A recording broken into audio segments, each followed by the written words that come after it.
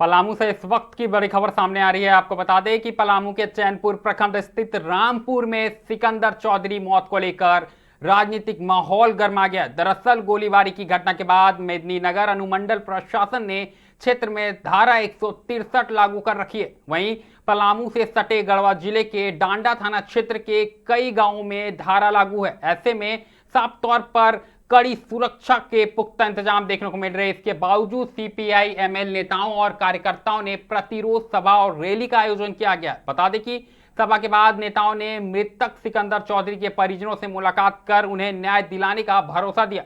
पूरे इलाके में सुरक्षा के मद्देनजर भारी पुलिस बल तैनात है। तो साफ तौर पर कहीं ना कहीं एक तरफ जहां डीजीपी पहुंची हुई है, तमाम प्रमंडल के अधिकारियों के साथ बैठक जारी है। इसी बीच कहीं ना कहीं सीपीआई एमएल के नेताओं ने धारा 163 लागू होने के बावजूद कहीं ना कहीं प्रदर्शन किया है और साफ तौर पर न्याय की गुहार लगाई है। पहले आप सुने नेताओं का क्या कुछ कहना है। हत्यारे हैं उनकी तत्काल गिरफ्तार किया जाए, सिकंदर चौधरी के परिवार को सुरक्षा दिया जाए और उनके जो मुआवजा बनता है, एक तो घर का मुआवजा, दूसरे उनके जान का मुआवजा, सरकार उनको मुआवजा दे ताकि वो जीवन यापन कर सके और अपराधियों को तत्काल गिरफ्तार किया जाए। इस सवाल को लेकर यहाँ सभा है, उस सभा में हम लोग आए हैं और गढ़वा पलामू प्रशासन से मांग कर रहे हैं कि आपकी भूमिका पूरी तरह से संदिग्ध है, तो इस भूमिका की जांच होनी चाहिए और जो थाना यहाँ है वो थाना प्रभारी को निलंबित किया जाए। ये हमारी सारे लोग जान रहे हैं कि यहाँ रामपुर हत्याकांड जो हुआ सिकंदर चौधरी की, जिसमें मौत हुई और 4 लोग घायल हैं। हम लोगों ने आज पीड़ित परिजनों से भी मिले और घटनास्थल आने का वजह ये था कि देखने, और घटनास्थल देखने से सब साफ पता चल रहा है कि यह परिवार यहाँ बरसों से आवास कर रहा है। पूर्व से इनका मकान बन रहा था। इसके अलावा सबसे बड़ी बात होती है जो जीएम जमीन में जो है कि भाई आवास और दखल कब्जा किसका है, और इनका घर ही ये पीढ़ी बता रही है कि दखल कब्जा में है। साथ ही साथ जैसा कि इन्होंने बताया कि पहले से ही इनके परिजन के नाम से जो है वो रसीद भी कट रहा है। लेकिन जिस दबंगई से घर को तोड़ा गया और घर तोड़ने के बाद ही अगर प्रशासन अलर्ट हुई रहती, दोषियों पे कार्रवाई होती, तो शायद उसके आगे की घटना नहीं होती। लेकिन उसके बाद रामपुर हत्याकांड में सिकंदर चौधरी की जो है वो जान चली गई, 4 लोग घायल हो गए। आज भाकपा माले की ओर से प्रतिवाद सभा, प्रतिवाद मार्च है। इसी बात को लेकर के जो मुख्य अभियुक्त हैं उन मुख्य अभियुक्तों को जो है प्रशासन जो है गिरफ्तार करे और इस गरीब निर्धन परिवार के जो है घर बनाने की गारंटी हो और सरकार पीड़ित परिवार को मुआवजा दे। दूसरे पक्ष का उधर मिल भी है। देखिए, घटना बहुत ही निंदनीय है यार। आप देख रहे होंगे जो कितने गरीब व्यक्ति है जो अपने बंदोबस्ती जमीन पर ही अपने घर बना रहे थे। वो भी मतलब 11 आबाद जमीन है, सरकारी जमीन है जिसको बंदोबस्ती दी गई। तो इसके लिए भी एक समुदाय के लोगों ने आके गोली चला के सार्वजनिक रूप से हत्या कर देना 30-35 लोग आके, ये तो सरासर हम समझते हैं जो सामंती दिमाग के लोग हैं और मतलब एक इस इलाके में आतंक फैलाते हुए अपनी राज कायम करके रखना चाहते हैं। तो ऐसे लोगों पर इमीडिएटली कार्रवाई होनी चाहिए और इस सामंती व्यवस्था को ख़त्म करना चाहिए। इनकी जो बंदूकें हैं इसको जब्त करनी चाहिए।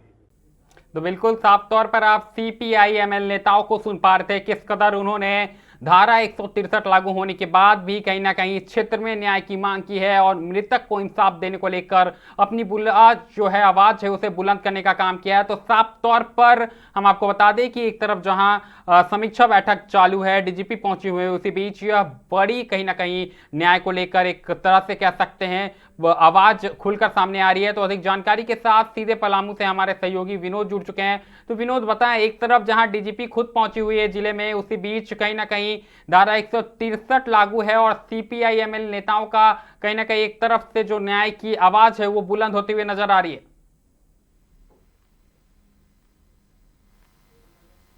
जी विनोद, अगर आपको हमारी आवाज आ रही है तो आप बताएं क्या कुछ क्षेत्र में स्थिति देखने को मिल रही है। जी बिल्कुल, हमारे सहयोगी से कहीं ना कहीं संपर्क नहीं हो पा रहा है, तो हम दोबारा प्रयास करेंगे उनसे संपर्क करने को लेकर। लेकिन आपको बता दें कि लगातार क्षेत्र में हत्या के बाद जो चैनपुर प्रखंड है वहां पर धारा 163 जो है वो लागू था। रामपुर में हत्या होती है, सिकंदर चौधरी की हत्या होती है और उनकी मौत के बाद कहीं ना कहीं राजनीति भी अब गर्माती हुई नजर आ रही है। वहीं अगर हम प्रशासन की बात करें तो घटना के बाद खुद कहीं ना कहीं डीजीपी भी आज जिले में पहुंची हुई है और लगातार पलामू प्रमंडल है उनके तमाम जो तमाम जो अधिकारी है उनसे बातचीत कर रही हैं, उनसे समीक्षा बैठक कर रही हैं और उसके बाद कहीं ना कहीं क्षेत्र में जो सुरक्षा व्यवस्था है उसके पुख्ता इंतजाम करने को लेकर बैठक जारी है। इसी बीच सीपीआईएमएल नेताओं का जो प्रदर्शन है वो साफ तौर पर देखने को मिला है। तो हमारे साथ हमारे सहयोगी विनोद जुड़ चुके हैं। तो विनोद बताएं, एक तरफ जहां धारा 163 लागू है वहीं सीपीआईएमएल नेताओं का कहीं ना कहीं प्रतिरोध सभा भी देखने को मिल रहा है, क्या कहिएगा? जी आपको बता दें अनुपम जी कि यहाँ पलामू जिले में 23 मई को जो जमीन विवाद को लेकर गोलीबारी हुई थी जिसमें सिकंदर चौधरी की हत्या हो गई थी, कई लोग घायल भी हो गए थे। और आपको बता दें कि पलामू जिले में उस समय से अभी जो है मेदिनीनगर सदर अनुमंडल पदाधिकारी जो है सुलोचना मीना ने 163 धारा लागू कर दी गई थी, जिससे अभी पूरे इलाके में पुलिस बल की भी तैनाती कर दी गई है, जहां आईआरबी और जैप के सभी जिला पुलिस बल के और कई अधिकारी इस घटना स्थल मौजूद सभी लोग हैं। और यहाँ पुलिस बल की काफी तैनाती की है जो यहाँ अभी सामान्य देखने को मिल रही है। लेकिन हम आपको बता दें कि पलामू जिला और गढ़वा जिला के सटे जो रामपुर के बगल में एक डंडा थाना है, उसके बगल में मोतिहारा एक जगह है जहाँ माले सीपीआई माले के पूर्व विधायक अरूप चटर्जी, पूर्व विधायक विनोद सिंह और बिहार के सासाराम काराकाट के विधायक अरुण सिंह इस कार्यक्रम में शामिल हुए। उन्होंने और वहां भी 163 धारा लगाया गया था। इसके बावजूद भी यहाँ प्रतिशोध सभा का आयोजन भी कर रहे हैं।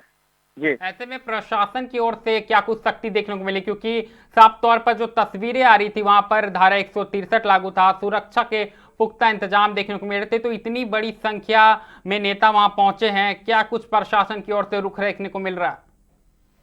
वहाँ पे पूरी प्रशासन पूरे चुस्त है, वहाँ पर सभी चाक चौबंद भी हैं और पुलिस प्रशासन से उन्होंने थोड़ी सी कुछ बकबक भी हुई है। उसके बावजूद भी वहाँ उन्होंने कहा कि मैं शांति से अपना प्रतिशोध सभा करना चाहता हूँ, इसलिए हमको किया जाए। उसके बाद भी उन्होंने बगल में एक प्रतिशोध सभा का कार्यक्रम भी किया जिसमें सभी विधायक और पूर्व विधायक और वर्तमान विधायक भी मौजूद रहे और काफी संख्या में महिलाएं और पुरुष को देखने को मिली।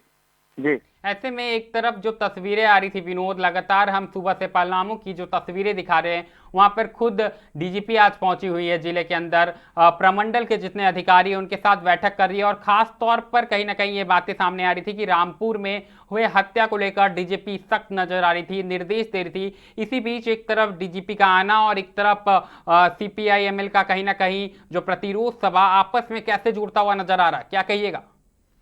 जी आपको बताते कि रामपुर में जो घटना हुई इसको लेकर और यहाँ जो अभी झारखंड सरकार के डीजीपी जो है तदासा मिश्रा पलामू पहुंची है और सभी पलामू प्रमंडल के सभी एसपी एसडीपीओ सभी अधिकारी के साथ समीक्षा बैठक भी कर रही है।